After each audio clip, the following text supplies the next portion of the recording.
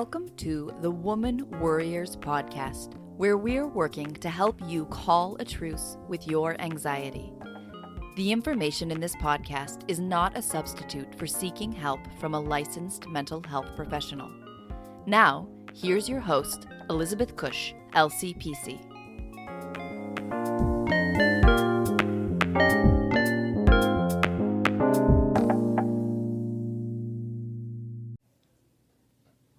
Welcome back to the Woman Worriers podcast. I am excited this week to be exploring how hypnotherapy and energy work can help all of us who are women warriors, help us manage our stress and anxiety and worry.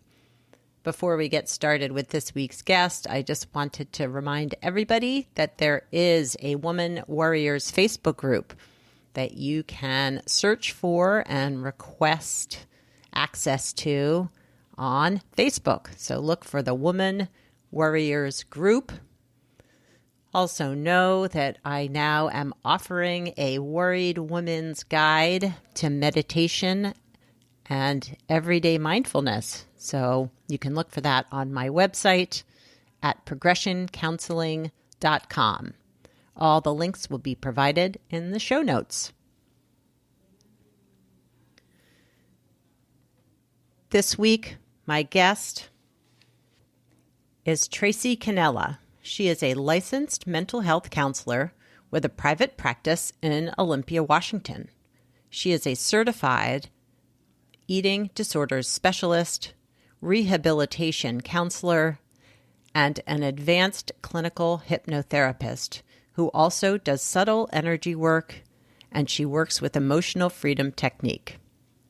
She also is a podcaster, and her podcast is called Calming the Chaos, and you can find that on Apple Podcasts or wherever you listen to your podcasts.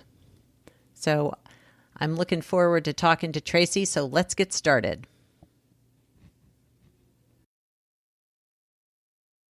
Hi, Tracy. Welcome to the Woman Warriors podcast. Hi, Elizabeth. Great to be here. Oh, I'm excited to have you on the podcast. But before we get started, could you tell us a little bit about you and what got you on the path to doing the work that you do? Well, I am a licensed mental health counselor with a private practice in Washington State. And it's been about 10 years that I've been in private practice. I guess I was inspired because in the community that we live in, there's a lot of need for mental health counselors. I have in my past, I've had experience in the corporate world. And while I was getting my undergraduate degree, yes, it took me 20 years to get an undergraduate degree. Me too. Yeah. Yes. And when I finally did, I thought, I'm going to do more work with people that doesn't involve being involved in middle management. So I flipped over to the mental health side. And that really, it did inspire me to do more work because I wanted to have that ability to be able to control the situations around me, control the way I did my work, and instead of taking orders from somebody else. So. Yeah. So that's what inspired me. And the work I do is many and varied right now. In my private practice, I do cognitive therapy and a lot of dialectical behavior therapy. So most people who come in will come in with anxiety, depression, or some trauma. But I just found on my own path that cognitive therapy just only goes so far. So I started to learn more about energy healing. Okay. And then I've been incorporating that with hypnotherapy in my private practice. And I think that makes a really good balance so that my clients can have a pretty varied menu to choose from. Hypnotherapy is not for everybody and energy work isn't for everybody. So we stick to the basics, and we have these people who just come in and they just love hypnotherapy or they love emotional freedom technique, which is my energy healing technique. Okay. And so for listeners who maybe aren't that savvy about the therapy world, can you describe what cognitive therapy is and how that might differ from hypnotherapy and energy work? Sure. Yeah, so cognitive therapy is just when you come in with anxiety, just say, for example, and we look at your thoughts, the thoughts that you have about yourself, your world, what's happening, and how that makes you behave in certain ways.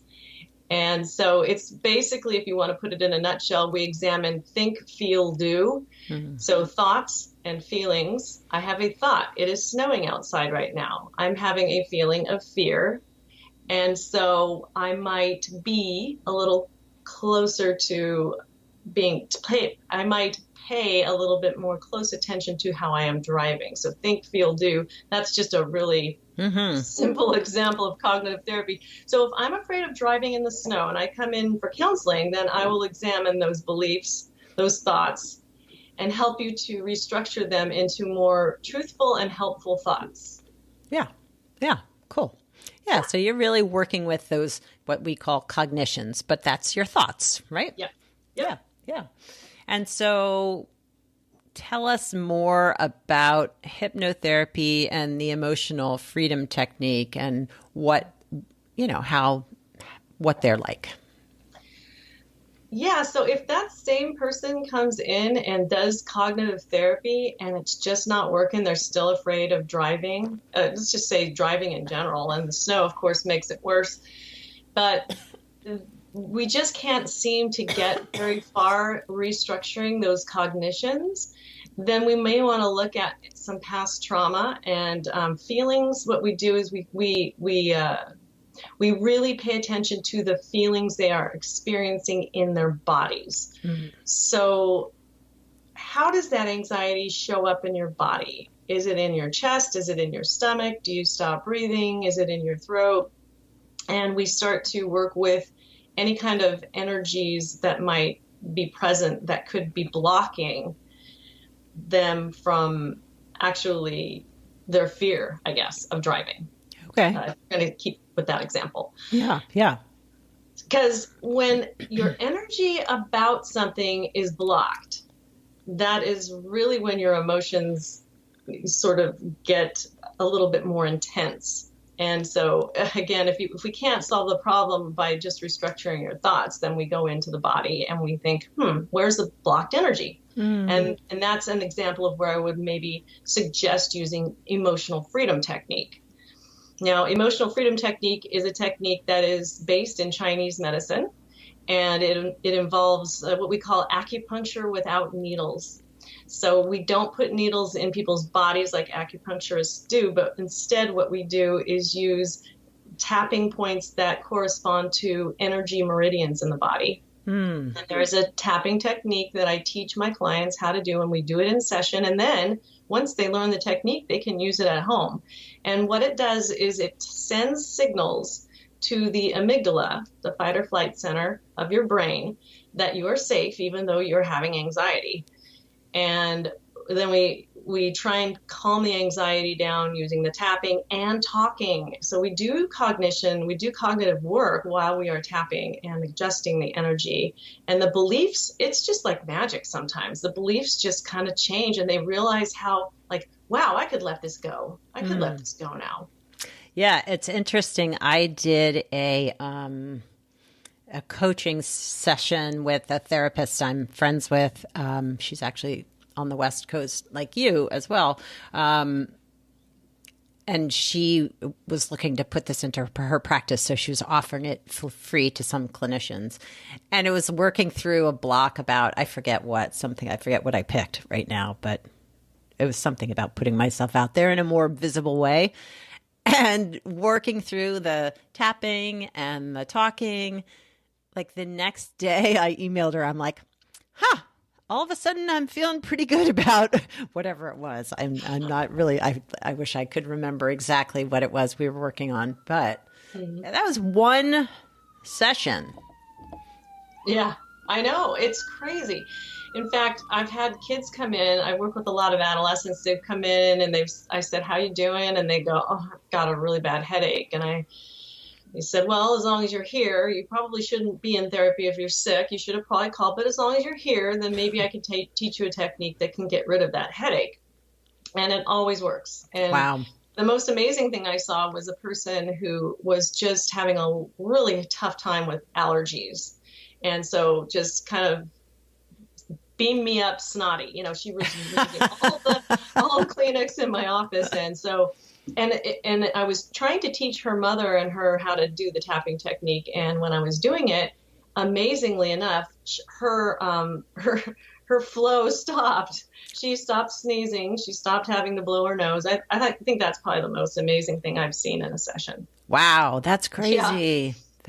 That's crazy. Yeah, so if you can adjust your energy about a situation, then you can adjust that anxiety feeling as well. Your energy goes down about driving in the snow or driving in general, then the anxiety is no longer a problem because the energy you have about that thing is not a problem. Wow. Yeah. And oftentimes, so with the energy, like I'm kind of envisioning like it's blocked or it's like stuck in your body somewhere. Is that a good way to imagine it, or how would you describe it? Well, our energy is supposed to flow in a clockwise manner through our chakras, which is our energy centers in our body. And so if it's blocked at any one of those levels, then you're going to experience some physical pain or some emotional pain. I guess sometimes it's connected to something that's happening in the present, but more than likely, if a person identifies a body feeling, I'll ask them, does this feel like an old feeling? And when did you first notice this showing up? And then we'll go back in time and to the original, hopefully to, closer to the original point of the wound. And you would be amazed at what happens there. This reminds me of when I was 7 and I was sitting at the kitchen table and my dad was really nervous about getting in the car because there was a lot of snow on the ground, sort of something like that. Yeah. Yeah. And then working through that energy, So sometimes it'll take a couple of sessions, but usually one session will make you feel better coming out. Yeah. Yeah. So I'm guessing, just knowing what I know about, working with clients, that sometimes the more, woo-woo treatments people are either skeptical of or, they're like, I don't go there. I don't do energy work or whatever.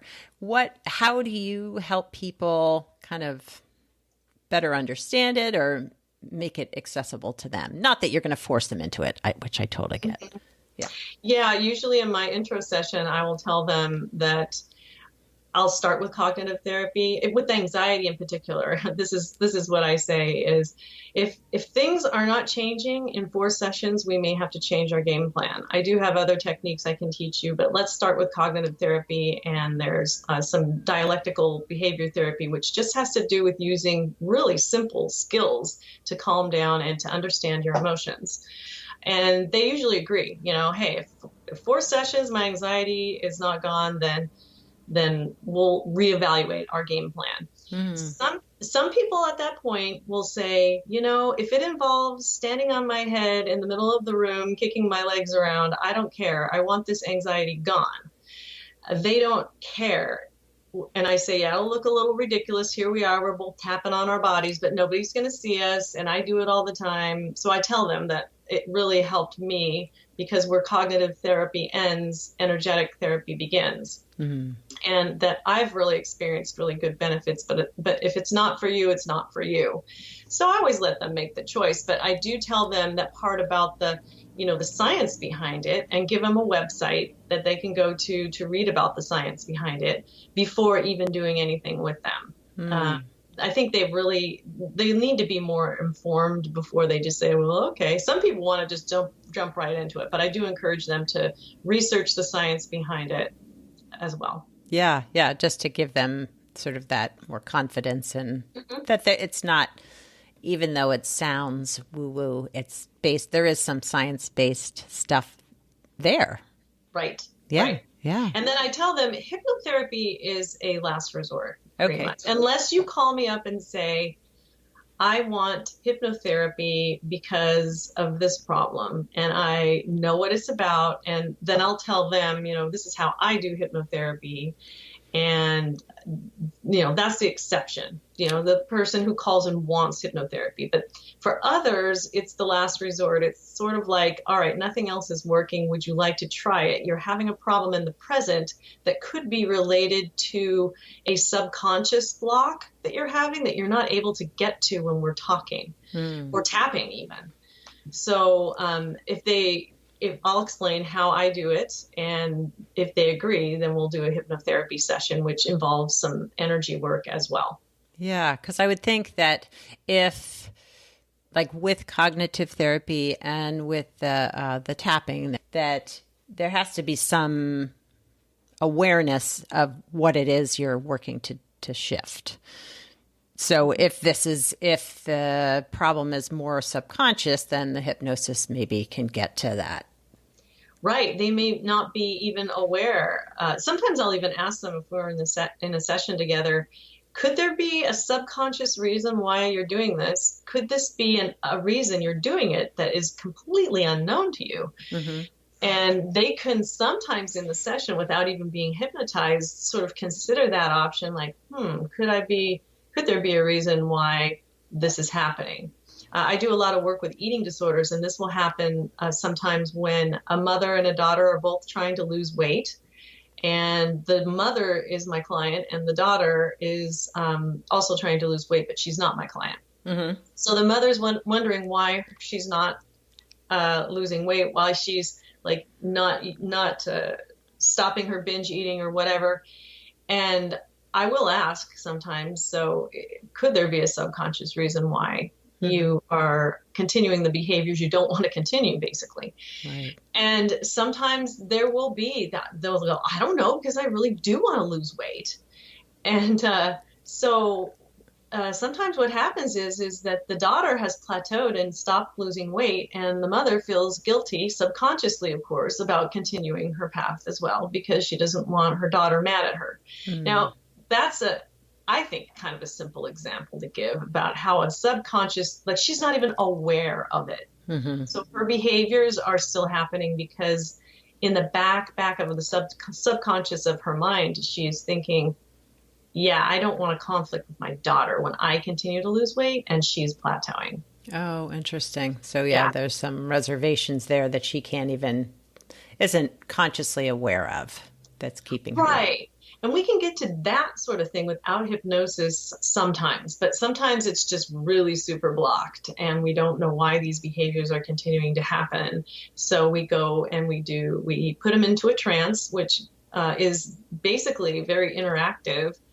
It gets your theta waves, your brain waves into theta mode, which is a lot slower and more susceptible to suggestions. So we always want to make sure that there's a problem that they're having in the present. Mm-hmm. And the goal is to take the body feelings that we identify under hypnosis, and we do the same thing as we do in EFT. We try and take them back to an earlier time, say. And then work out the energy that they have about a situation. But the thing that's so cool about hypnotherapy is that they're in it. They're like in their own movie. They are experiencing that 7-year-old self at the table with dad afraid to go out on the road because it's snowing. And then they can get to the conclusions that they make about themselves in those moments. So those cognitions, those beliefs that lead to the cognitions. So there is cognitive therapy going on there. So we can bill insurance for all this. And then they're able to let their energy release. And then we always do a healing sort of a thing afterwards, whether it's a soul retrieval or, some sort of a comforting, just sort of crying it out, or some people like to use boxing gloves to hit something if they're angry. But we always stress being safe to themselves, and it usually ends up with a beautiful ending. There's always a healing at the very end, and new suggestions like, when I awake, I will be confident on the road. I'll be confident in the wheels under my feet. I will be grounded. I will be secure. I'll be safe. Yeah. Yeah. It sounds very, both,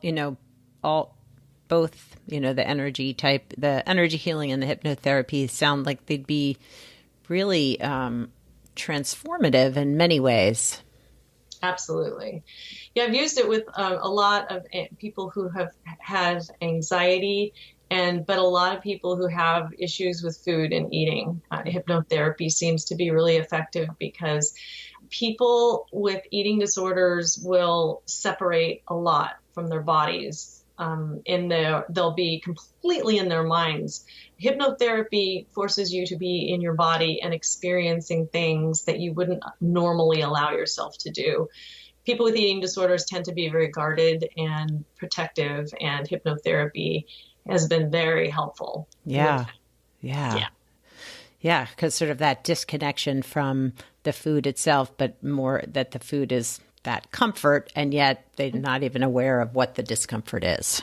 Exactly. Right. So they get a lot more clarity about, oh, yeah, this is what is really at the root of it. And when we do the energy release portion of it, they no longer have the energy they used to have around food, around their bodies, around eating. And they sort of start to live their lives happily no matter what kind of body they have. Some of them decide to quit losing weight altogether, which is basically one of the dangers of dieting, is that it does end up leading to overeating. And so the goal is to get people to do more intuitive eating. Right. Eat when you're hungry, stop when you're full. Right. Really tuning into your body to notice those hunger and full symptom or whatever signals. Yeah. So that's always great to see, to where they're saying, well, I'm missing out on a whole lot of life while I'm preoccupied with food and looking a certain way. And I sort of want to live my life now. So I'm just going to go and do that. And it's great to see that transformation in therapy. Oh, I bet. Yeah. So for people who might be wanting to find more information about emotional freedom technique or hypnotherapy, how might they find that? Well, I always suggest to my clients, if they're interested in emotional freedom technique, to go to the tapping solution. That's Jessica Ortner and Nick Ortner, their brother and sister team. They have it's called the Tapping Solution book and a video. They also have a website with a lot of free stuff on it. And then in February, there's the Tapping World Summit, and that's run by Dawson Church, I believe. No, it's run by Nick and Jessica Ortner. I can give you that website. It's www. and then just one big word, thetappingsolution.com. Cool.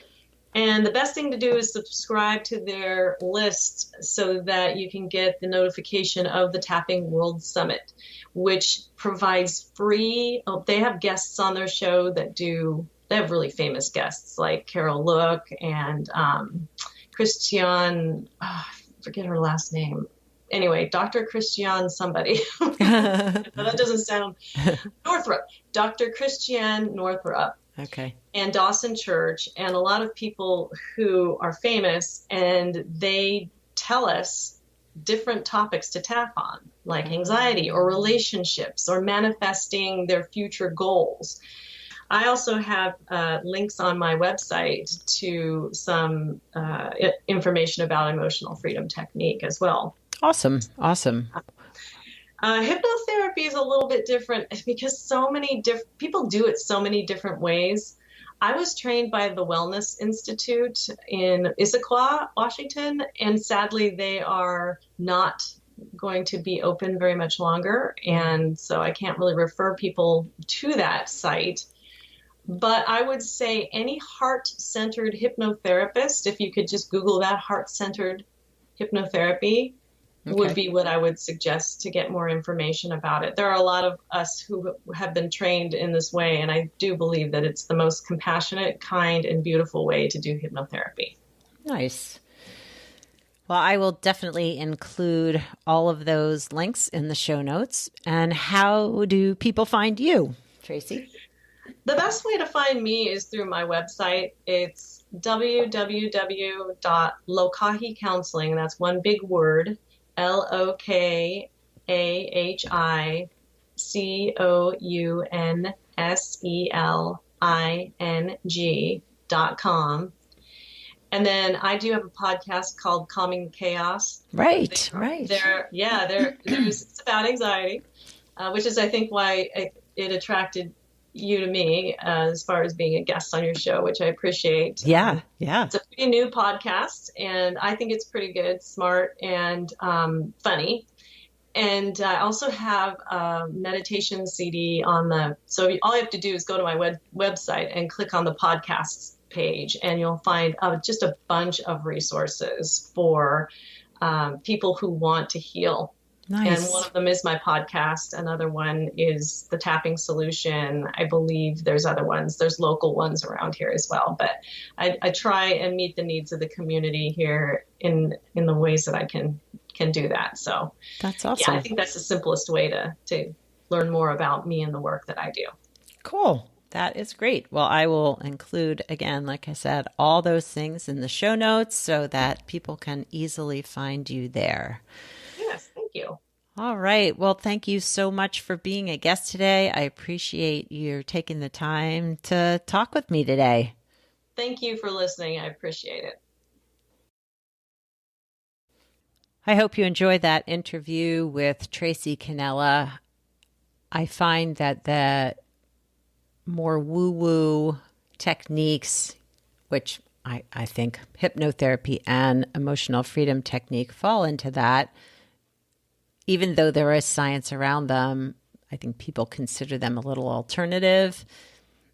I just am so intrigued and gravitate toward that type of healing more and more often in my own life. So I know, I think I've shared that I've seen a craniosacral therapist, which has been incredible, also energy healing, but movement therapy and the tapping technique, as I shared, it got me through a blockage about being more seen and sharing things on the podcast in my life that I might not have done without that. So check out her resources and her webpage. Maybe if you feel so inclined to reach out and get some info on tapping, because it's interesting. So it's something I'm going to look into a little bit more myself. I hope that you all have a wonderful week. I hope that you find some calm and peace in the chaos. Ciao for now from this woman warrior.